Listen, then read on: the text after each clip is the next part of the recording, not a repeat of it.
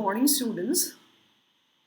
Today in this lecture, I'll be giving you a detailed analysis of the essay titled Modern Fiction by Virginia Woolf.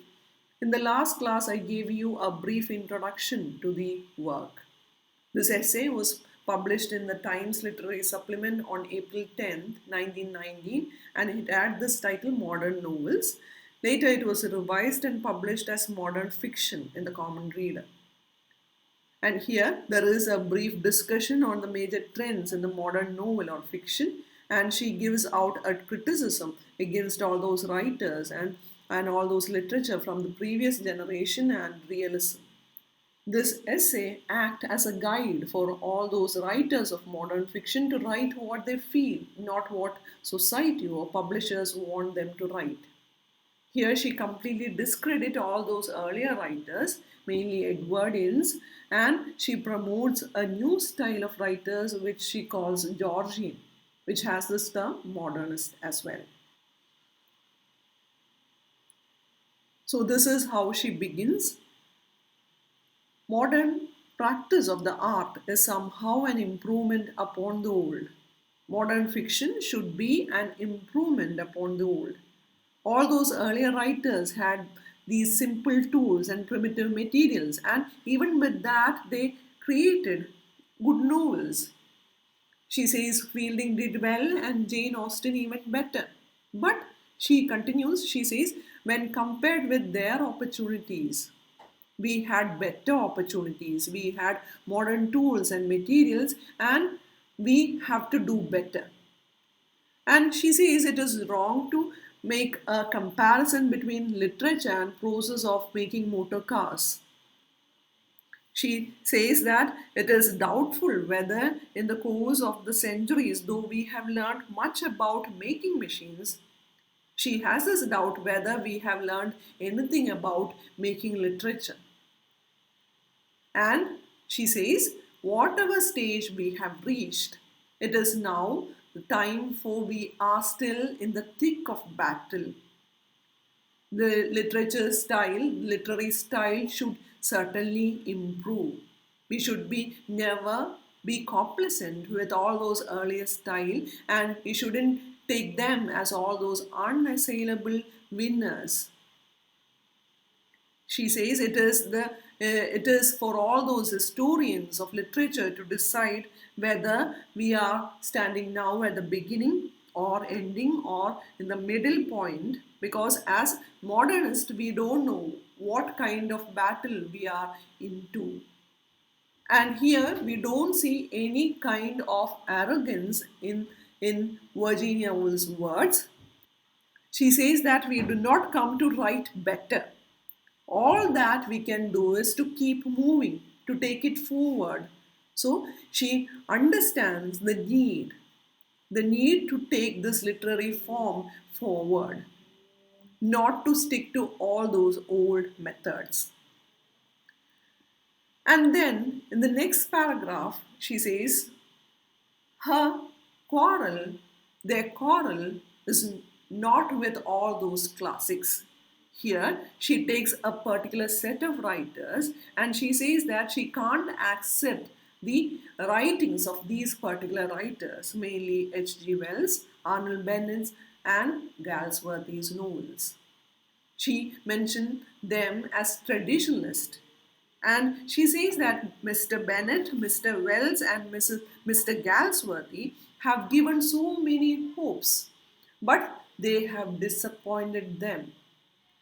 And therefore, our gratitude takes the form of thanking them for having shown us what it is that we certainly could not do, but as certainly perhaps do not wish to do. They have shown the way that we are very grateful because they have shown what we shouldn't do.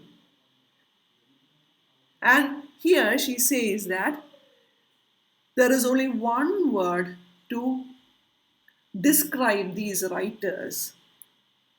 They must be called materialists. She says, if we try to formulate our meaning in our one word, we should say that these three writers are materialist because she says It is because they are not concerned with the spirit but with the body that they have disappointed us and left us with the feeling that the sooner English fiction turns its back upon them as politely as may be and marches, if only into the desert, the better for its soul.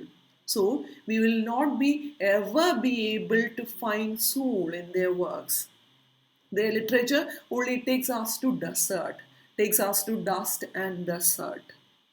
It will never take us to that fertile land.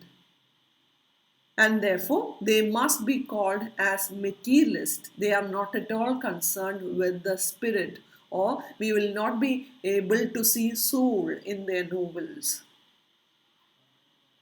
And among these three, she terms Bennett as the worst culprit, inasmuch as he is by far the best workman.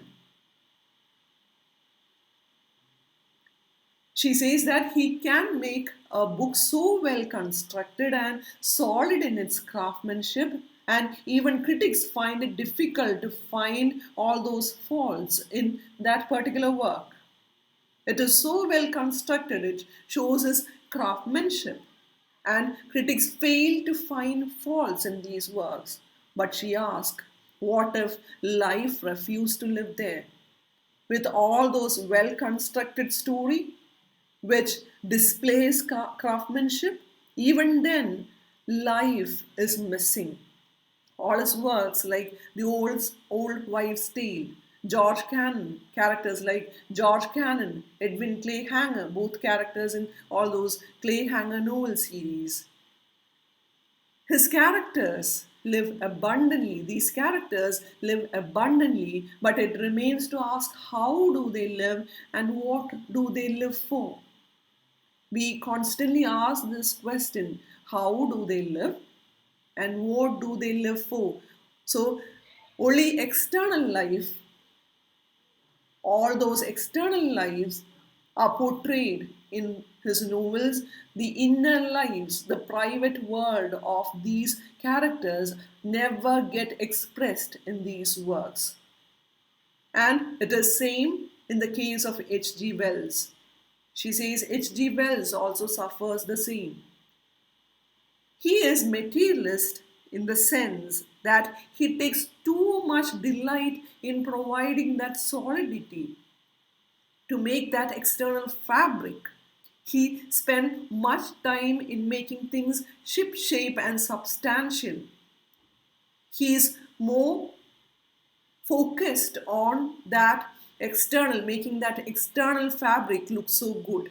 And he completely forget to think about the most important thing, that is the crudity and coarseness of his human beings. And she asks, does not the inferiority of their natures tarnish whatever institutions and ideals may be provided for them by the generosity of their Creator?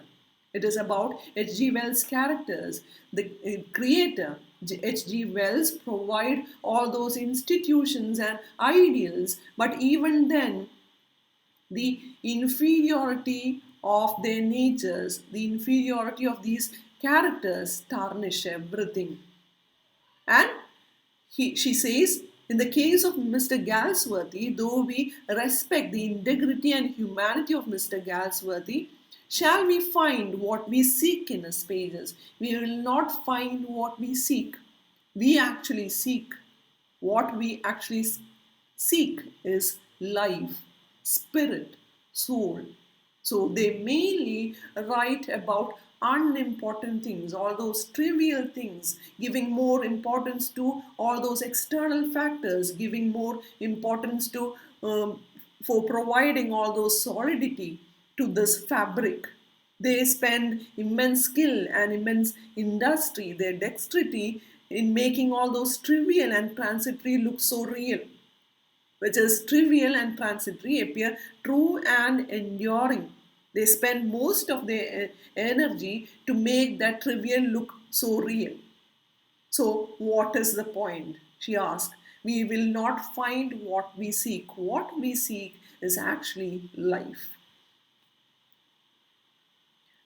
And she continues, Mr. Bennett, she says, Mr. Bennett has come down with his magnificent apparatus for catching life just an inch or two on the wrong side. So Mr. Bennett used this magnificent apparatus and he is trying to catch life, but he is always on the wrong side.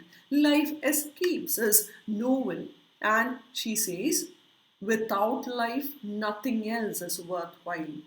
Without life, what is the purpose of this magnificent apparatus which Bennett makes, which Bennett used to create this novel? The form of fiction most in vogue, most popular, often misses that secures the thing we seek. We are actually seeking life. We call it life, spirit, truth, or reality. That essential thing has moved off from their novels or refused to be contained in that ill fitting vestment. So they have this ill-fitting vestment. So that is all those solid fabric, all those external factors they concentrate upon, and in that life will be lacking. Life is missing. So here she is critiquing all those Edwardian writing styles which completely fail to present the change in life views. They spend most of their energy in providing that solidity to make it look true to life. But she says so much of the enormous labor of proving the solidity, the likeness to life of the story is not merely labor thrown away. So it is not something like labor wasted, it is something like labor misplaced. And what we get is something like obscure, blotting out the light of the conception. We miss that essence of life. Here, in all those works, what we see is that these writers are actually forced to take a particular writing style. They submit themselves to what is known as tyranny of realism.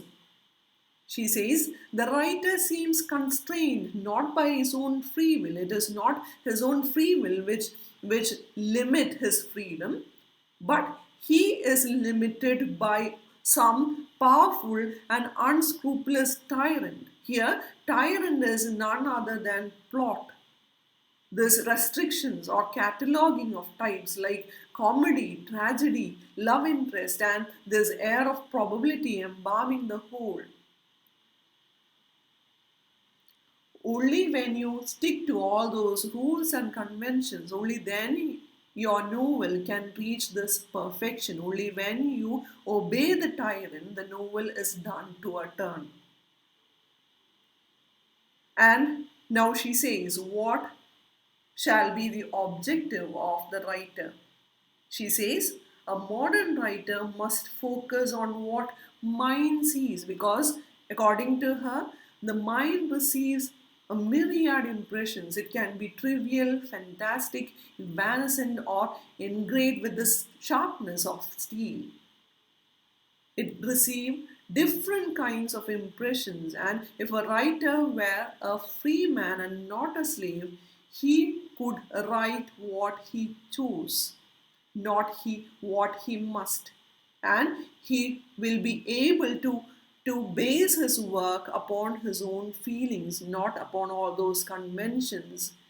He can listen to what his mind says, and there will be no plot, no comedy, no tragedy, no love interest or catastrophe in this accepted style.